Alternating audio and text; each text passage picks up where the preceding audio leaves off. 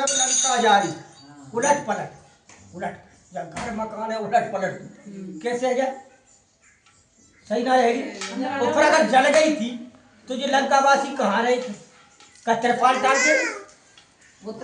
इसका मतलब क्या है, मैं आपको यही बढ़िया चीज बताने जा रहा हूँ। लंका कैसे जलती है। रावण ने कहा मेरी लंका मेरे नगरवासी मेरे सब प्रजागण, तो मेरी लंका में मेरी कोई पूछ नहीं। और जब बंदर की पूछ, जहाँ देखो मैं बंदर की पूछ, हर जगह बंदर की पूछ, कोई एरिया फिक्स नहीं। जहाँ देखो जहाँ कहीं भी चले जा हर जगह बंदर की पूछ चलने चल। तो बोले क्या करे, बोले एक काम करो इसकी पूछ को जला दो, आग लगा दो, जाके पूछ खत्म कर दो, फिर मेरी पूछ अपने आप आ जाएगी। इसका मतलब क्या है, आप अपने घर की मुखिया हैं, आप अपने घर की मुखिया है, आपके बगैर पूछे घर में कोई काम नहीं है। और कोई बाहर का व्यक्ति तुम्हारे घर में आ जाए और बाई बाई की पूछ हो और तुम्हें कोई पूछे नहीं, एक बात बताओ तुम्हारे शरीर में आग लगाने की जरूरत पड़ेगी क्या?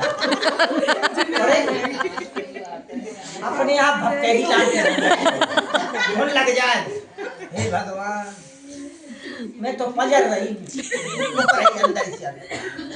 क्यों?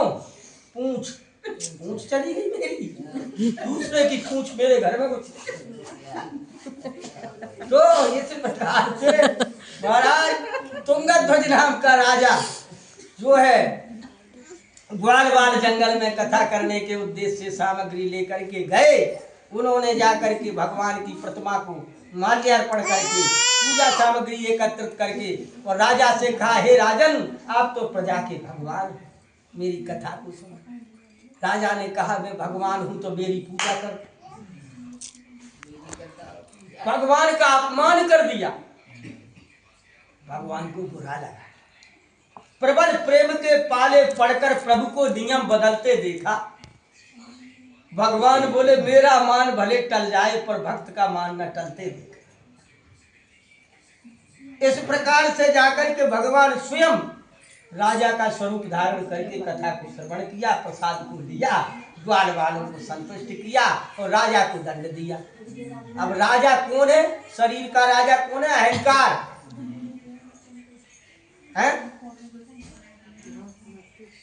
है कि नहीं? अहंकार। अब शरीर को राजा अहंकार है तो वो जा करके अहंकार को दंड क्या दिया कि वो 4 मंजिल महल था उसका। किसका? अहंकार का। 1 2 3 4 मंजिल महल था और उसमें 10 दरवाजे थे। 9 दरवाजे तो सबको पता है, 10 दरवाजे भाई 4 मंजिल के महल में 10 दरवाजे। अब 9 तो सबको पता है कि शरीर में 9 दरवाजे, 10वां दरवाजा पता है किसी को? हाँ जी अम्मा होशियार है, दिमाग की तेज है अम्मा। वाह, ये ब्रह्मरंग है। तब जा करके आत्मा कहती है जीव के लिए, प्राणों के लिए कि शरीर रूपी रंग महल के 10 दरवाजे, ना जाने कौन सी खिड़की खुली थी, प्राण निकल गए मैं ना लड़ी थी। आत्मा बोली प्राण निकल गए मैं ना लड़ी थी। तो भैया ये ब्रह्मरंध के द्वारा ही ऋषि मुनि संत महात्मा और परीक्षित जी ने भगवान में अपने प्राणों का विलीन किया है। इस प्रकार से जाकर के उनके महल को पटक दिया और 10 बेटाएं शरीर में, 5 कर्मेंद्रियां 5 ज्ञानेंद्रियां, वो मर गए। तब उन्होंने कहा भैया कैसा था? बोले ऊपर की मंजिल पे जो छत है वहां के आगे फर्स्ट क्लास मेन गेट था, दरवाजा नीचे की साइड, वहां से हर चीज की सप्लाई हो करती। और वह मेन गेट पे ऊपर नीचे से बंद रहते, पर्दा डले रहते। उन पर्दन की रंगाई थी, कोई गुलाबी, कोई मेहरून, कोई कछू होंठ। और महाराज उनके अंदर 32 चौकीदार खड़े थे, धारदार तलवार लिए, दांत कोई गड़बड़ करे तुरंत कतर के फेंक। उसके अंदर एक सूचना प्रभारी मंत्री था, जीव, जो चटपटे मीठे तीखे की सबकी खबर देता था। उस मंत्री का और चौकीदारों का झगड़ा था कर रहा। वो चौकीदार कहते थे कि यदि मंत्री जी तुम चुकुर चुकुर करोगे तो कतर के फेंक देंगे। मंत्री जी बोले चिंता मत करो, एक दिन ऐसा आवेगो कि अगर हम कछु बोल देंगे तो ऐसा ठूसा पड़ेगा 32 बाहर जाके गिरो। सुंदरकांड में एक चौपाई लिखी है, विभीषण ने कहा है जीव दशनन महु जीव विचारी। हम तो ऐसे रहते जैसे दांतन में जीव। तो हनुमान जी बोले चिंता मत करो, हमारे संग में डॉक्टर भी है और कंपाउंडर भी है, दोनों आ रहे और दोनों आकर के ऐसा इलाज करेंगे, दांतन से परेशानी है क्या? बोले दांतों को उखाड़ करके अलग कर देंगे, फिर राज्य किसका है? जीव का ही, पूरे में फिरेगी छुट्टा है। लेकिन जीव कितनी परवारती है, दांत दुश्मन है, कतर देते, फिर भी दांत में कोई कचरा फंस जाए जीव बार बार वहीं जाते, बार बार खींचने की कोशिश कर। इसलिए जिसका जैसा स्वभाव है वो वही करेगा। पेड़ को चढ़ैया चूक जात कबू पेड़ के चढ़ जाने से, नदी को तैरैया कबू चूक जात नदी के तैर जाने से, और निशाने को लगैया चूक जात कबू अपने निशाने से, पर चुगल खोल कबू ना चूके चुगली चलाने से। इसलिए जो व्यक्ति जिसके लिए बना है वही करेगा। बोलिए सत्यनारायण भगवान की जय। अब महाराज मुख के बाद में बोले महाराज बढ़िया 2 छेदों का ऑटोमेटिक सिस्टम एसी लगा था, जो गरम गरम हवा बाहर फेंक तो ठंडी ठंडी अंदर ले जाती। फर्स्ट क्लास 2 ट्यूबलाइटें थी जो बराबर की रोशनी फेंकती थी। फ्यूज हो जाए तो सही नहीं होती। उत्तर और दक्षिण की तरफ 2 जंगले थे जो केवल 2 ही चीजें देते, भलाई या बुराई। कहूँ भी चली जाना, जब पंचायत लगी हुई माताओं बहनों में 2 ही चीजें मिलेंगी, या तो काऊ की भलाई मिलेगी बड़ाई, या काऊ की बुराई, तीसरी चीज नहीं मिलेगी। महाराज जाकर के इस प्रकार से उन्होंने कहा कि मैंने मानव जन्म तुझको हीरा दिया, और जो तू बेथा गमाए तो मैं क्या करूं।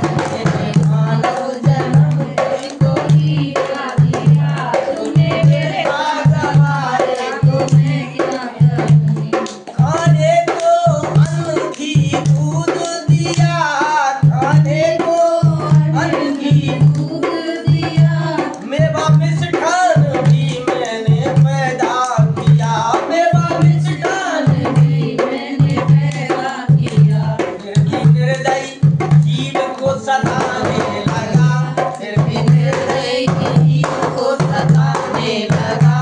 जो तू हिंसा कमाए तो मैं क्या करूं, जो तू हिंसा कमाए तो मैं क्या करूं। मैं तो कहता हूँ आजा तू मेरी शरण, मैं तो कहता हूँ आजा तू मेरी शरण। काट दूंगा ये तेरा जीवन मरण, काट दूंगा ये तेरा जीवन मरण। जो न माने तूने गुरु के वचन, जो न माने तूने गुरु के वचन, यूं ही चक्कर लगाए तो मैं क्या करूं, यूं ही चक्कर लगाए तो मैं क्या करूं। मैंने मानव जन्म तुझको हीरा दिया, मैंने मानव जन्म तुझको हीरा दिया, जो तू बेटा गमाए तो मैं क्या करूं। बोलिए सत्यनारायण भगवान की जय। सदानंद नाम का ब्राह्मण सुदामा बना और भगवान से कहा तुम्हारा चरणा में तो दुनिया लेती है प्रभु। ऐसा भगत बना, भगवान को ही बस में कर लिया।